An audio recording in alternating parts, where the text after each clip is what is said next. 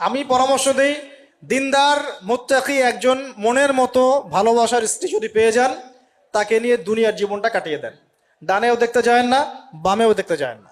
কারণ সবাই সবকিছু করতে পারবে না, সবাই সবকিছু করতে পারবে না। সবাইকে আল্লাহ পাক একই রকম ফিজিক্যাল, মেন্টাল, ইকোনমিক্যাল সামর্থ্য দেন নাই, তাই সবাইকে সব করতে হবে না।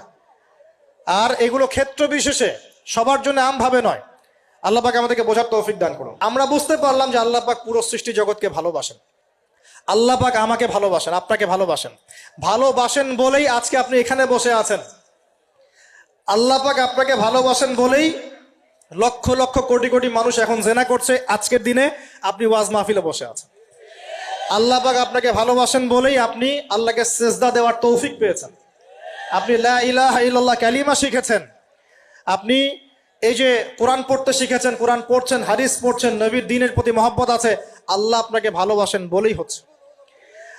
কখন বুঝবেন আল্লাহ আপনাকে ভালোবাসে? যখন আল্লাহ পাকের অনুমোদিত কাজগুলো আপনার ভালো লাগবে।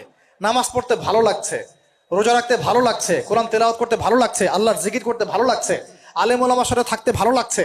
ঠিক আছে, আল্লাহর হালাল কাজগুলো যখন ভালো লাগবে বেশি বেশি, বুঝবেন আল্লাহ আপনাকে নির্ঘাত মহব্বত করেন।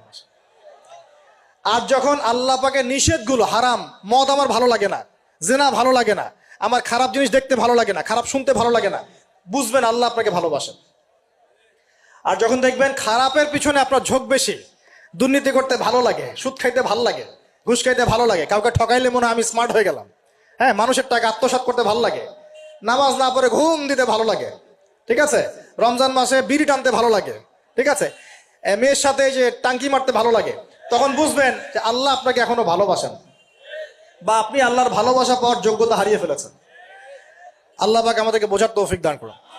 এখন আসি, আল্লাহ পাক এবং তার রাসূল আমাদেরকে এমন কি কি কাজ বলেছেন, যেই কাজগুলো করলে আমরা সরাসরি আল্লাহর ভালোবাসা পাবো ইনশাল্লাহ। জানার দরকার আছে কি নাই? আমি অল্প কয়েকটা কাজ বলে শেষ করছি। এক নাম্বার, আল্লাহ এবং তার রাসূল আমাদেরকে জানিয়েছেন, আমরা যদি তাওহীদের উপর থাকতে পারি, একত্ববাদ, লা ইলাহা ইল্লাল্লাহ, আল্লাহর ভালোবাসা পাবো ইনশাআল্লাহ। যে ব্যক্তি শিরকের পাপে লিপ্ত আছে, সে আল্লাহর ভালোবাসা পাবে না, পাবে না, পাবে না, যতক্ষণ না সে তওবা করে ফিরে আসছে। অতএব আল্লাহর ভালোবাসা পাওয়ার জন্য এক নাম্বার কাজ কি ভাই? আল্লাহর তাওহীদের কালিমা লা ইলাহা ইল্লাল্লাহ এর উপর থাকা, শিরক বাদ দেওয়া। শিরক সম্পর্কে জানার জন্য একটা বই পড়েন, কিতাবুত তাওহীদ। কি নাম বললাম? কিতাবুত তাওহীদ। একটাই পড়েন, দেখবেন ইনশাআল্লাহ শিরক কাকে বলে, কত প্রকার, কি কি, কোন কোন কাজ করলে শিরক হয়, সব জানতে পারবেন ইনশাআল্লাহ। এই বইটা একটু কঠিন, এই বইটার ব্যাখ্যা বের হয়েছে, ব্যাখ্যা যুক্ত বই কিনবেন,